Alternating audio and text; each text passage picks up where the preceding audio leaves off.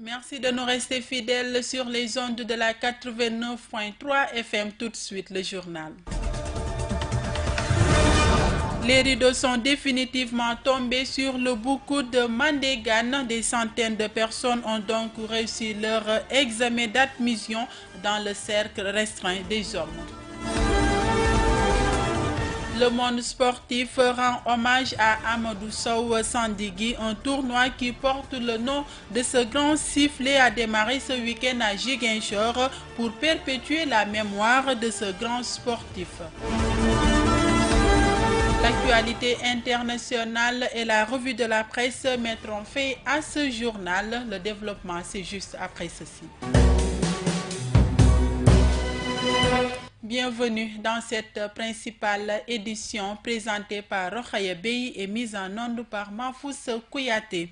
Le ministère de la Femme, de la Famille et de l'Enfance, en partenariat avec ONU Femmes, a organisé un atelier de vulgarisation de la stratégie nationale pour l'équité et l'égalité dans les régions. La rencontre s'est déroulée à la gouvernance de Ziguinchor et a vu la participation des organisations de femmes et des partenaires au développement pour discuter de questions relatives au genre. Mohamedou Salif Ndiaye. Nombreuses étaient les associations de femmes, les chefs de services techniques décentralisés et les partenaires au développement à prendre part à l'atelier de vulgarisation de la stratégie nationale pour l'équité et l'égalité organisée par le ministère de la Femme, de la Famille et de l'Enfance dans les régions. À Ziguinchor, l'activité s'est déroulée à la gouvernance, où les acteurs ont débattu autour des questions visant à garantir l'autonomisation des femmes et la promotion de l'égalité des femmes et des hommes.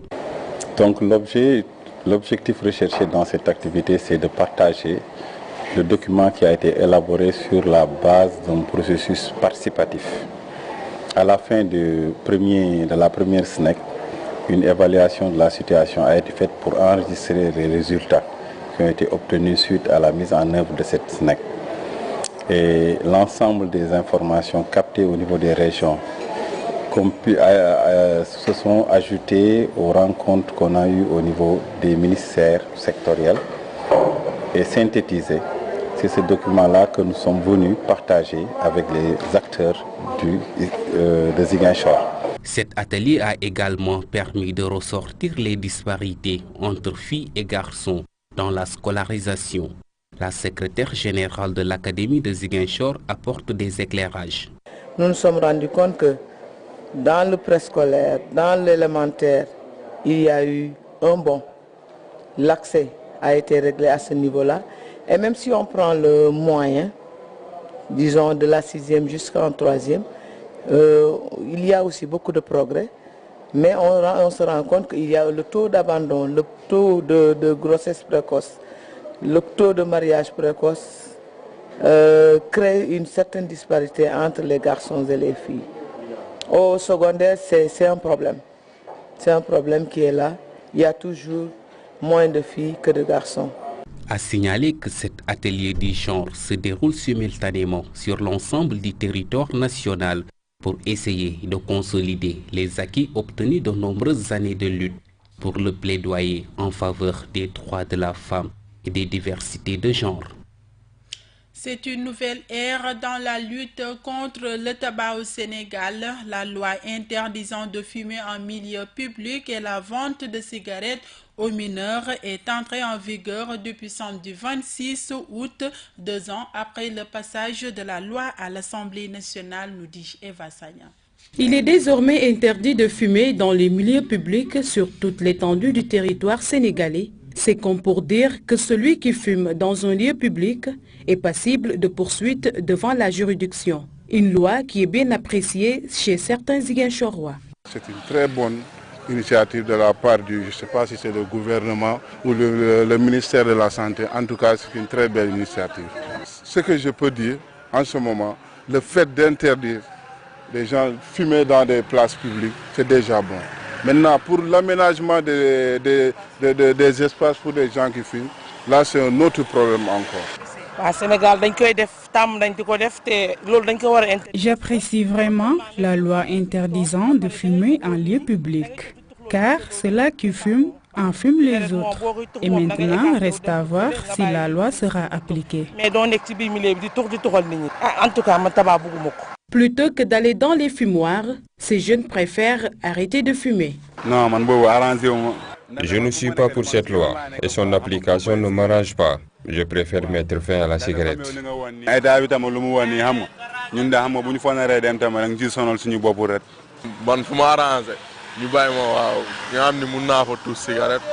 Si je dois me rendre dans un fumoir pour fumer, je préfère arrêter, car je veux fumer là où je veux. Désormais, tous ceux qui ne respecteront pas la loi risquent une amende allant de 50 à 100 000 francs et une peine d'emprisonnement de 10 ans. Reste maintenant à savoir si cette mesure sera suffisamment contraignante pour décourager les fumeurs.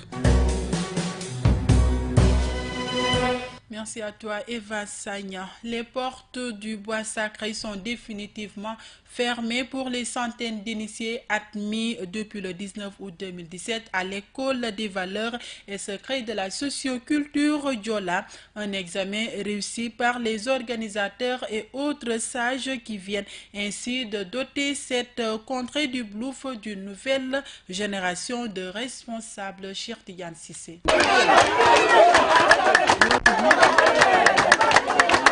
Retrouver son fils ou son frère après un séjour dans le bois sacré a été un immense plaisir pour les femmes du village de Mandégan, qui, à la place des larmes versées lors de la séparation il y a une semaine, ont dansé et laissé s'exprimer leur joie. C'est une délivrance en quelque sorte. Une délivrance, on était inquiètes, mais aujourd'hui que tout le monde est là, tous les enfants sont là, nous sommes toutes contentes, tout le monde est content et c'est la fête. Tout le monde va danser et puis c'est bon. C'est un peu après 20 h ce samedi que la fin du séjour des initiés a été ordonnée par les sages de Mandégan. Et dans la discrétion, ils ont rejoint respectivement les 8 quartiers qui composent ce village. Ce qui ne les a pas empêchés de partager leurs sentiments sur ce qu'ils venaient de découvrir durant leur séjour au bois sacré. Ce sont ces valeurs qu'on nous a inculquées, le sens de la responsabilité, du partage, de la solidarité, du respect, de la dignité, du courage et de la témérité. On ne lâche jamais. Le Diola, il est comme ça. Il ne trahit pas son frère. Il va jusqu'au bout. Il se bat pour sa famille, pour sa culture, pour sa langue. Et aujourd'hui, c'est un combat que nous allons mener. C'est un combat pour le futur parce que nous allons initier, Inch'Allah Rabbi, si Dieu nous prête vie, nous allons initier nos enfants.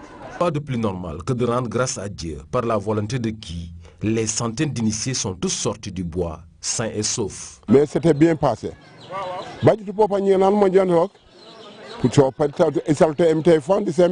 Tout s'est bien passé. Je rends grâce à Dieu. Aucun enfant n'a souffert d'une quelconque maladie. Dieu merci.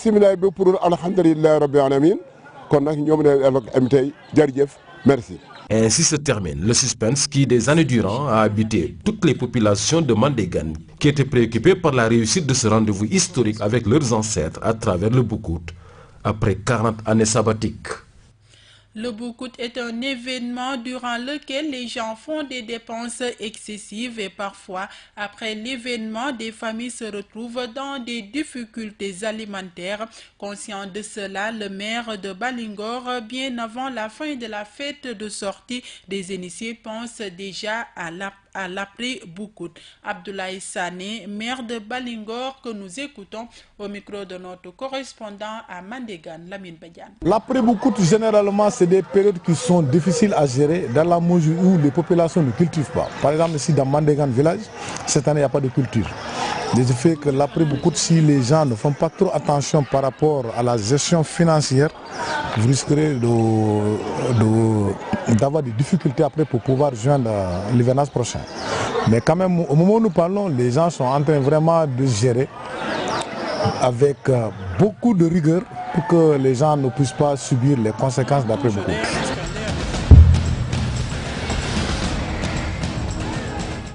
Sport à présent, Mémorial Amadou Sow Sandigi, c'est en fait l'intitulé d'un tournoi de football organisé par la Soukra de Ziguinchor pour se souvenir de ce grand sifflet disparu il y a 3 ans. Ce tournoi qui a démarré ce week-end dans une ambiance de navétane jouera sa finale après la Tabaski. Décédé le 5 juillet 2014, Mamadou Sandigi restera à jamais gravé dans la mémoire des Ziguinchorois. En effet, un tournoi de football à son honneur est initié par la Soukra de Ziguinchor, une structure qu'il a dirigée pendant plusieurs années. Tout le monde sait que Sandigi a tout fait pour le football dans la région, et en particulier l'arbitrage. Donc aujourd'hui, il nous a quittés, il n'est plus là. Et c'est normal vraiment qu'on se souvienne de lui, qu'on lui rende hommage. Et ce qui nous a motivés à organiser ce tournoi de football. Même si l'ambiance de Navétane était au rendez-vous, devant un public qui a répondu en masse, quelques difficultés ont été soulignées lors du démarrage de cette première édition. On a rencontré des difficultés, surtout pour le premier match d'hier. À 15h, il devait y avoir la rencontre HLM Nema Périssac. Et au dernier moment, l'ASC Périssac nous téléphone pour dire qu'il ne peut pas plus venir, soi-disant qu'ils ont été menacés par je ne sais pas qui, sous peine de suspension et autres. Donc la première rencontre n'a pas eu lieu hier.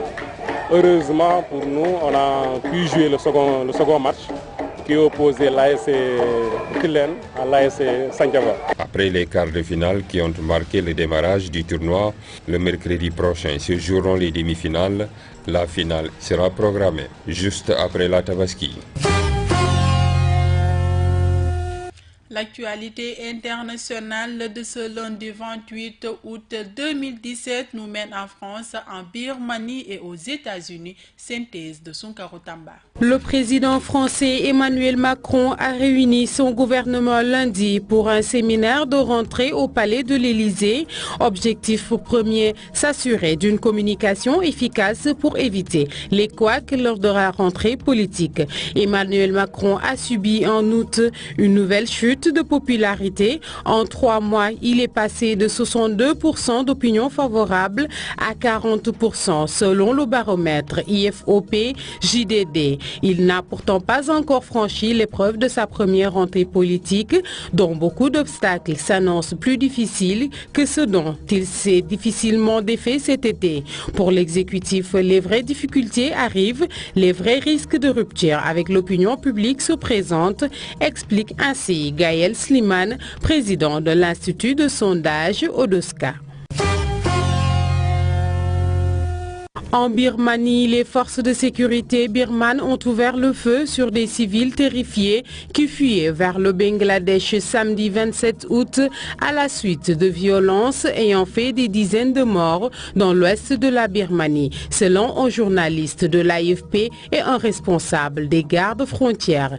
Depuis vendredi, les affrontements entre forces de l'ordre et rebelles de la minorité musulmane des Rohingyas ont fait au moins 92 morts, dont 12 membres des forces de sécurité, d'après la police.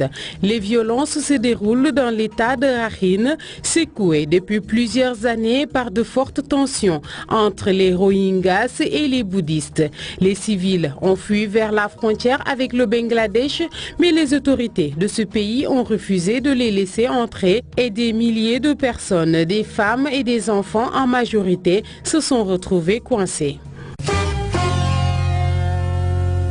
Aux États-Unis à présent, à Houston, la plus grande ville du Texas, se préparait dimanche soir à affronter sa deuxième nuit sous des trombes d'eau isolées par des inondations sans précédent provoquées par la tempête Harvey. Sur le terrain, des milliers de sauveteurs, pompiers, policiers, gardes-côtes militaires, de la garde nationale et de simples volontaires se sont mobilisés toute la journée pour sauver des gens dans la montée des eaux parfois fulgurantes.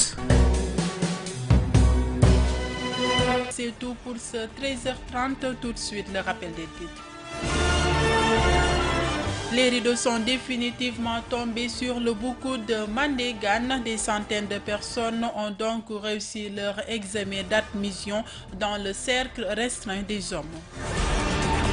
Le monde sportif rend hommage à Amadou Sow Sandigi. Un tournoi qui porte le nom de ce grand sifflet a démarré ce week-end à Ziguinchor pour perpétuer la mémoire de ce grand sportif. C'est la fin de cette édition présentée par Rokhaya Bey, réalisée par Papo Mané et mise en onde par Mahfouz Kouyaté.